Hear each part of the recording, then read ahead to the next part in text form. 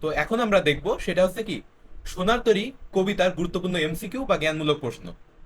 এখন দেখি রবীন্দ্রনাথ ঠাকুরের জন্ম 1861 আর মৃত্যু 1941। রবীন্দ্রনাথ ঠাকুর কত খ্রিস্টাব্দে জন্মগ্রহণ করেন? 1861। রবীন্দ্রনাথ ঠাকুর জন্মগ্রহণ করেন 1861, মৃত্যুবরণ করেন 1941, অর্থাৎ 22শে শ্রাবণ, বাংলা 22শে শ্রাবণ, আর এটা 25শে বৈশাখ হবে। রবীন্দ্রনাথ ঠাকুর নোবেল পুরস্কার পান 1913। ইনি কিন্তু এশিয়া মহাদেশে সর্বপ্রথম নোবেল পুরস্কার পান। বাংলা সাহিত্যের ছোট গল্পের পথিকৃৎ রবীন্দ্রনাথ ঠাকুর। রবীন্দ্রনাথ সোনার তরী কবিতায় নিঃসঙ্গ কৃষক বলতে বোঝানো হয়েছে কবিকে। সোনার তরী কবিতায় ভাড়া ভাড়া শব্দগুচ্ছ কি বোঝাতে ব্যবহৃত হয়েছে? বিপুলতা বোঝাতে। রবীন্দ্রনাথ ঠাকুরের প্রথম কাব্যগ্রন্থ বনফুল। রবীন্দ্রনাথ ঠাকুরের প্রথম কাব্যগ্রন্থের নাম বনফুল।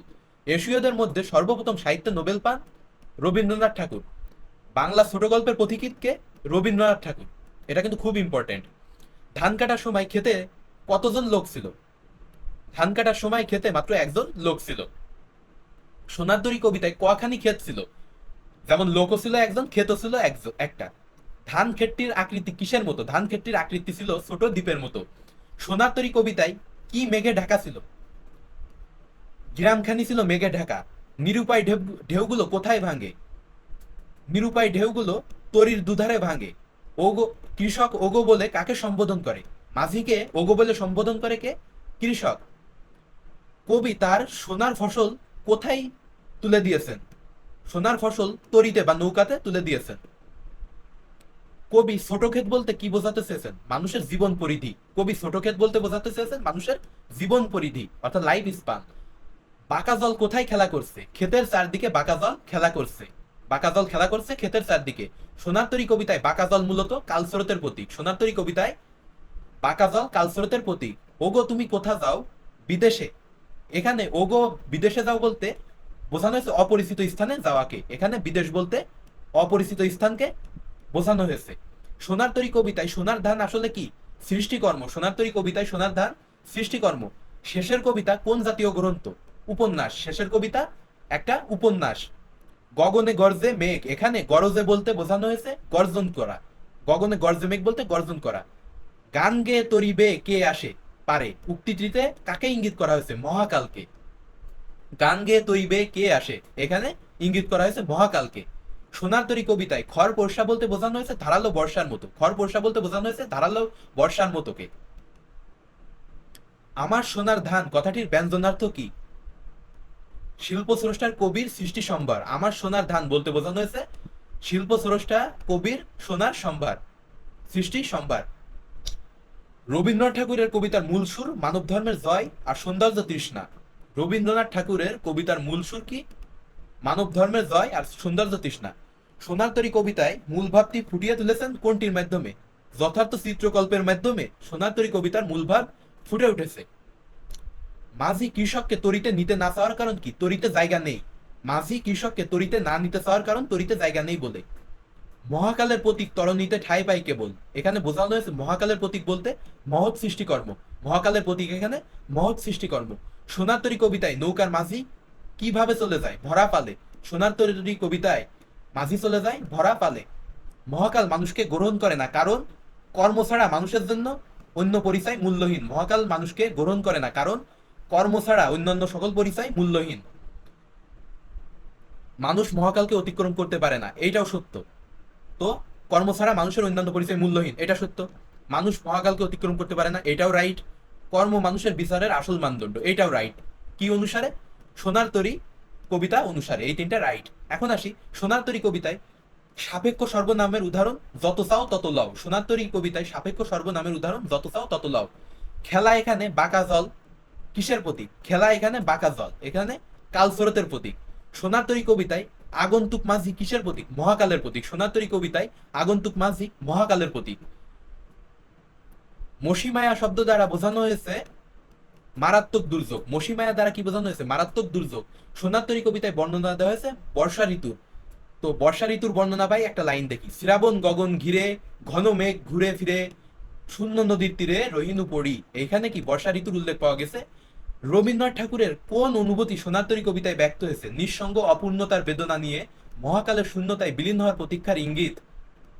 রবীন্দ্রনাথ ঠাকুরের অনুভূতি যেটা ব্যক্ত হয়েছে সেটা হচ্ছে নিঃসঙ্গ অপূর্ণতার বেদনা নিয়ে মহাকালের শূন্যতায় বিলীন হওয়ার প্রতীক্ষার ইঙ্গিত। সোনার তরী কবিতার শেষ লাইন যাহা ছিল নিয়া গেল সোনার তরী। তো সোনার তরী কবিতার শেষ লাইন হচ্ছে এইটা, যাহা ছিল নিয়া গেল সোনার তরী।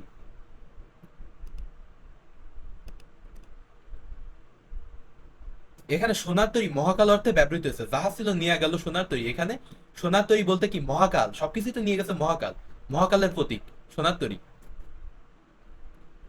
শূন্য নদীর তীরে মাত্রাবৃত্ত ছলে কত মাত্রা? মাত্রাবৃত্ত ছন্দের কত মাত্রা? শূন্য নদীর তীরে মাত্রাবৃত্ত ছন্দের ৮ মাত্রা। সোনার তরী কবিতায় উল্লেখিত বাঁকা জল কিসের প্রতীক? সোনার তরী কবিতায় উল্লেখিত বাঁকা জল কালস্রোতের প্রতীক। সোনার তরী কবিতায় উল্লেখিত মাঝি মহাকালের প্রতীক। নৌকা এবং মাঝি মহাকালের প্রতীক। সোনার তরী কবিতা কোন কাব্যগ্রন্থের অন্তর্ভুক্ত? সোনার তরী কাব্যগ্রন্থের অন্তর্ভুক্ত। সোনার তরী কবিতা সেম নামের কাব্যগ্রন্থের অন্তর্ভুক্ত। সেটা কি? সোনার তরী কাব্যগ্রন্থের অন্তর্ভুক্ত। কি কাটতে কাটতে বর্ষা এলো, ধান কাটিতে কাটিতে এলো বর্ষা। সোনার তরী কবিতায় কোথায় মেঘ করার কথা বলা হয়েছে? আকাশ জুড়ে। সোনার তরী কবিতায় মেঘ করার কথা বলা হয়েছে কোথায়? আকাশ জুড়ে। সোনার তরী কবিতায় মূলত কয়টি চরিত্রের সন্ধান মেলে? দুইটা, একটা হচ্ছে মাঝি আর একটা। তো এখন দেখি ভরসা শব্দটির অর্থ কি? আশা। কুল শব্দের অর্থ কোনটি? কিনারা। কুল শব্দের অর্থ কিনারা। সোনার তরী কবিতায় কুলে একা কে বসে আছে? কৃষক। তো মাঝি আর কৃষক এই দুইটা চরিত্রই সোনার তরী কবিতায় দেখা মেলে। থরে বিথরে শব্দটির অর্থ সুবিন্যস্ত করি। থরে বিথরে শব্দটির অর্থ সুবিন্যস্ত করি। সোনার ধান নিয়ে তরী কোথায় চলে? অজানা দেশে। সোনার ধান নিয়ে তরী চলে অজানা দেশে। সোনার তরী কবিতায় শূন্য নদীর তীরে কে একা পড়ে থাকলো? কৃষক। কোন পঙ্ক্তিটির মাঝির আত্মপরিচয় নির্বিকার ও নিরাসক্তি ফুটে উঠেছে? কোন দিকে নাই চাই, এতে নির্বিকার আর নিরাসক্তি ফুটে উঠেছে। সোনার তরীতে কেন কৃষকের ঠাঁই হলো না? কারণ সোনার তরী ধানেই পরিপূর্ণ ছিল, সো বসার জায়গা ছিল না, ফলে কৃষকের ঠাঁই বা স্থান হলো না। ওগো তুমি কোথা যাও, এখানে বিদেশে। এখানে ওগো বলতে তুমি বলতে কাকে সম্বোধন করা হয়েছে? মাঝিকে। মানব জীবনের এক দুর্যোগপূর্ণ পরিস্থিতির প্রতি ইঙ্গিত দেওয়া হয়েছে কোন শব্দ ব্যবহারে? ক্ষুরধারা। এটা দুর্যোগপূর্ণ পরিস্থিতির ইঙ্গিত। কৃষক কিংবা কবির নিঃসঙ্গ অবস্থা প্রকাশ পাচ্ছে আমি একেলা এই কথার মাধ্যমে। কৃষক কিংবা কবির নিঃসঙ্গ অবস্থা প্রকাশ পাচ্ছে আমি একেলা এটার মাধ্যমে। মাঝি মূলত তরি ভিড়ালো কেন? ফসলের জন্য। মাঝি মূলত তরি ভিড়ালো কিসের জন্য? ফসলের জন্য। সোনার তরী কবিতাটির নামকরণ নিষ্ঠুর মহাকাল রাখা যেত নিচের কোন যুক্তিতে? অন্তর্নিহিত তাৎপর্যের ভিত্তিতে। সোনার তরী কবিতাটির নামকরণ নিষ্ঠুর মহাকাল রাখা যেত কোন যুক্তিতে? অন্তর্নিহিত তাৎপর্যের ভিত্তিতে। কৃষক সোনার ফসল মহাকালের উদ্দেশ্যে পাঠাতে চায় কর্মের মধ্যে বেঁচে থাকার জন্য। কৃষক সোনার ফসল মহাকালের উদ্দেশ্যে পাঠাতে চায় কারণ কি? কর্মের মাঝে বেঁচে থাকার জন্য। নির্বিকার মাঝিকে দৃষ্টি আকর্ষণের জন্য কৃষক চেষ্টা করেছেন তার সোনার ফসল তুলে নেওয়ার জন্য। খুর ধারা বলতে বোঝানো হয়েছে খুরের মতো ধারালো প্রবাহ বা স্রোত। রবীন্দ্রনাথ ঠাকুরের ছদ্মনাম কি? ভানু সিংহ। রবীন্দ্রনাথ ঠাকুরের ছদ্মনাম ভানু সিংহ। তরু ছায়া মসি মাখা বলতে বোঝানো হয়েছে গাছপালার ছায়ার কালচে রং মাখা। তরু ছায়া মসি মাখা বলতে বোঝানো হয়েছে গাছপালার ছায়ায় কালচে রং মাখা। তরু ছায়া মসি মাখা। কবি ছোট ক্ষেত বলতে বোঝাতে চেয়েছেন মানুষের জীবন পরিধি। মানুষের জীবন পরিধিও কি স্পান ছোট ক্ষেতের মতোই বিস্তৃত। সোনার তরী কবিতায় সোনার ধান বলতে মানুষের সৃষ্টিকর্মকে বোঝানো হয়েছে। এগুলো দেখেন প্রচুর রিপিটেশন আছে, সো অনেক সহজ কিন্তু এমসিকিউ গুলো। সোনার তরীর কোন সময়ে ক্ষেত সমেত নদীর তীরে নদীর গিরাসে হারিয়ে যায়? আষাঢ় শ্রাবণ মাসে। সোনার তরী রবীন্দ্রনাথ ঠাকুরের সোনার তরী কাব্যগ্রন্থের নাম কবিতা, অর্থাৎ একই নাম। বাঁকা জল কিসের প্রতীক? কালস্রোতের প্রতীক। মানুষের জীবন ক্ষণস্থায়ী। ফসল উৎপাদনকারী কৃষক বলতে কবি কল্পনা করেছেন নিজেকে। ফসল উৎপাদনকারী কৃষক বলতে কবি নিজেকে কল্পনা করেছেন। সোনার তরী কবিতায় কবি সৃষ্টিকর্ম হিসাবে কি কল্পনা করেছেন? ফসলকে। সোনার তরীর মাঝি অতৃপ্তির বেদনা নিয়ে কিসের জন্য অপেক্ষা করে? মহাকালের শূন্যতায় বিলীন হওয়ার জন্য অতৃপ্তির বেদনা নিয়ে অপেক্ষা করে। সোনার তরী কবিতাটি মাত্রাবৃত্ত ছন্দে রচিত। ওই যে আমি বলেছিলাম যে 18 বছর বয়সী বিদ্রোহী সোনার ছেলেরা প্রতিদান পাবে। তো এটা দিয়ে মনে রাখবেন মাত্রাবৃত্ত ছন্দ।